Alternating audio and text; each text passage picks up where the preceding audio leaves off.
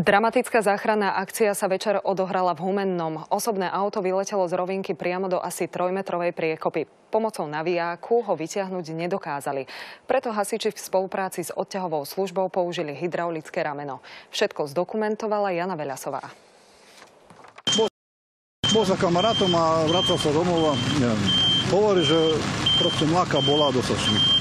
Takže asi čo rýchlo. Nehoda sa stala na vjazde do Humenného v smere z Medzilaboriec. 20-ročný vodič Martin o príčine hovoriť nechcel. Podľa polície neprispôsobil svoju jazdu stavu a povahe vozovky. Záchranári mladíka na mieste ošetrili, vážnejšie zranenia sa mu našťastie vyhli. Po príchode na miesto zásahu bol vodič z auta vonku, k úniku ropných produktov nedošlo. Hoci auto vletelo do asi 3-metrovej priekopy v momente, dostať ho späť na kolesá nebolo vôbec jednoduché. Navijákom sa to nedalo. Hasiči a odťahovka preto spojili sily a použili hydraulické rameno.